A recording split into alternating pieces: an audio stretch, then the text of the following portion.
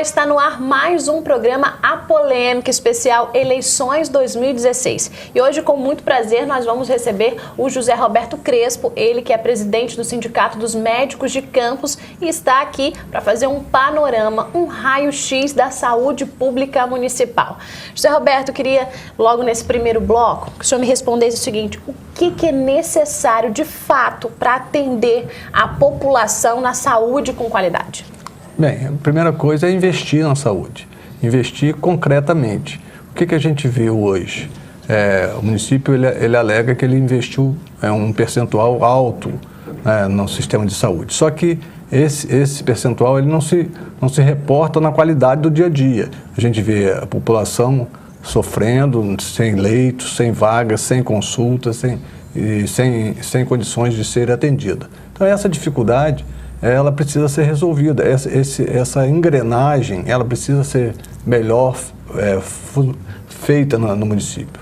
E essa dificuldade é o grande problema que está havendo hoje, é a questão gerencial. Agora, José Roberto, com relação às nossas unidades de saúde hoje no município, nós temos os postos de saúde, né, que deveriam atender com excelência todos os bairros, né, da cidade, e nós temos também os hospitais, não só aqueles conveniados, mas também os hospitais públicos da nossa cidade. Eu acho que hoje o Hospital Ferreira Machado e o Hospital Geral de Guarulhos. Como é que o senhor vê esse atendimento básico nas unidades de saúde dos bairros, os chamados postos de saúde? Então, Campos é um município extenso, o maior município do estado, né? Então, os distritos, praticamente todos os distritos têm uma unidade básica de saúde. Os pacientes deveriam entrar pelo Sistema Único de Saúde, entrar pela unidade básica. E a unidade básica encaminha, dependendo das necessidades, para as unidades secundárias e terciárias e hospitalares. O que acontece hoje?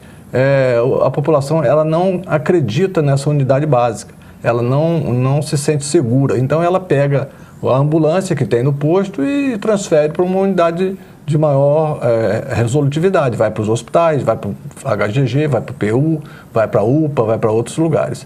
Então a gente precisa valorizar essas unidades com estrutura física e estrutura de material que dê segurança às pessoas que procuram.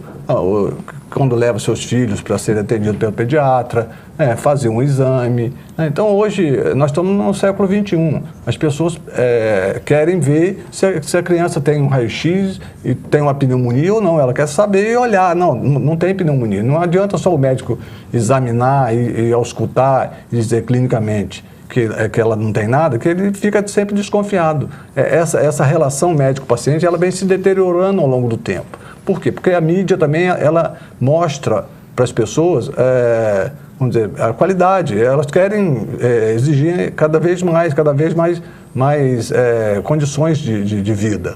E, por isso, muitas vezes, as pessoas não conseguem, vamos dizer assim, dar cabo a essa sistemática.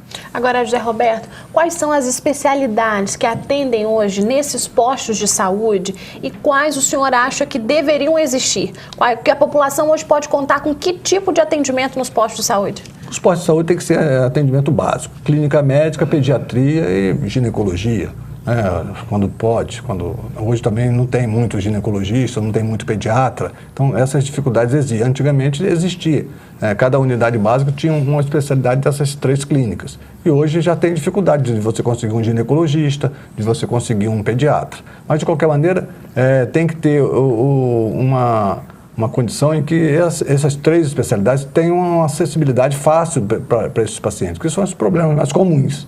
A gente tem que pensar o seguinte: Campos, além das unidades básicas, deveria ter o que a gente chama de distritos sanitários. O que é isso? São unidades mais diferenciadas, em que tivesse nessas unidades, em alguns bairros chaves, tipo Campos já tem o estudo, né? Goitacazes seria uma unidade básica, um distrito sanitário, Serrinha seria outro, Travessão seria outro, Santo Eduardo seria outro, né? Talvez até Ururaí hoje. Você teria nessas unidades, você teria exames, teriam as especialidades mais frequentes, cardiologia, endocrinologia, urologia, né? Essas especialidades hoje que cada vez você precisa mais desse especialista, Então, você daria condição desse paciente que está lá no Ponta Grossa dos Fidalgos, ele ser atendido em Goytacazes, eu preciso de um cardiologista, eu preciso de um endocrinologista, de um urologista. Então, vai ter naquele distrito sanitário essa especialidade, ou vai ter um ultrassom para ele fazer, vai ter um ecocardiograma para ele fazer. Então, o município teria que investir nesse tipo de estruturação para evitar a sobrecarga nos hospitais da cidade.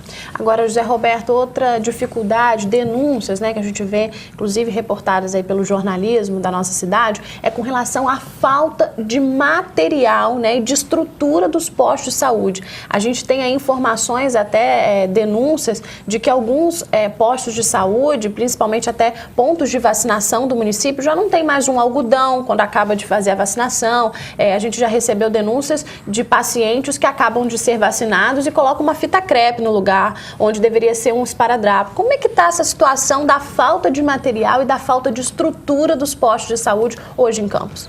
O que acontece na nossa cidade? Na verdade, saúde tem que ser prioridade A para qualquer gestor público, qualquer político. Eu acredito nisso, eu acho que a gente, quando entra na carreira política, em que você quer ser deputado, vereador ou prefeito, você tem que ter como base servir. E para servir, você tem que investir mesmo. Um município como o nosso, que teve milhões e milhões de anos, ou teve 25 anos de royalties, não sei quantos milhões de reais foram, chegou a ser a quinta cidade de maior investimento, de maior recurso do Brasil, mais que várias capitais brasileiras, não pode estar no nível que está hoje. Então, essa dificuldade, isso é eminentemente gerencial, faltou vontade política de investir na saúde. Essa é a grande verdade, os postos estão totalmente sucateados, está faltando material realmente. Você vê o Ferreira Machado sucateado, o HGG, um hospital novo, totalmente destruído, com infiltrações, com todas as dificuldades. Por quê? Porque não teve manutenção, não teve organização para ter recurso para manter minimamente. A saúde, os próprios hospitais públicos, HGG e Ferreira Machado, eles produzem recursos. Se esses recursos produzidos pelos próprios hospital ficasse dentro do hospital, o diretor teria condição de consertar o elevador, de comprar o pneu do carro da ambulância que furou, do respirador que está com defeito, entendeu? Então, na verdade, esse recurso ele ficou centralizado na Secretaria de Fazenda ou na Controladoria, e aí o secretário ou o diretor do hospital ele não tem autonomia para comprar e para suprir esses materiais que faltam. José Roberto, você acha que hoje existem hospitais e postos de saúde suficientes para atender toda a população campista? Olha só, os postos de saúde, sim, acho que cada distrito hoje tem uma unidade básica de saúde. O que acontece? Nossa população cresceu assustadoramente. Os nossos hospitais, eles se mantêm como há 50 anos atrás. O Ferreira Machado é um hospital de 60 anos. O Plantador de Cana, a Beneficência é o único hospital que cresceu, que fez um anexo imenso lá. Foi o único hospital que investiu realmente para dar um salto de qualidade. Os outros hospitais continuam a mesma coisa e a nossa população triplicou. Você imagina que nós hoje somos 500 mil habitantes, 600 mil habitantes, fora o entorno das outras cidades que vêm para ser atendido em Campos. Então, realmente, os hospitais ficaram no tempo, precisa ser investido em estrutura física. Os hospitais estão pequenos hoje, fecharam serviços de clínica médica, fechou vários serviços de vários hospitais, pediatria fechou vários serviços de vários hospitais, ortopedia fechou da Beneficência Portuguesa. Então, você vê o seguinte, além disso, além dos hospitais estarem pequenos hoje, também está fechando serviços. Agora, José Roberto, a gente pode dizer que o Hospital Geral de Guarulhos é um hospital que não tem muitos anos assim, né? Ele foi, assim, inaugurado, eu não sei agora precisar quanto tempo, quantos anos, mas a gente pode dizer que ele não é um hospital de tanto tempo.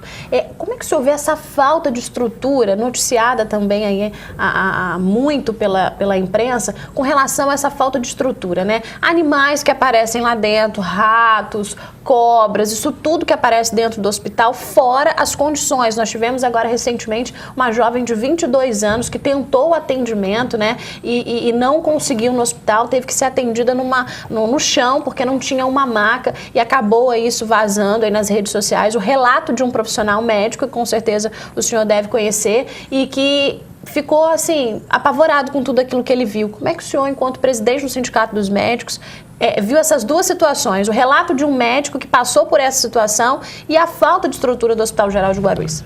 O Hospital Geral de Guarulhos, a gente tem que reportar um pouquinho e pensar o seguinte.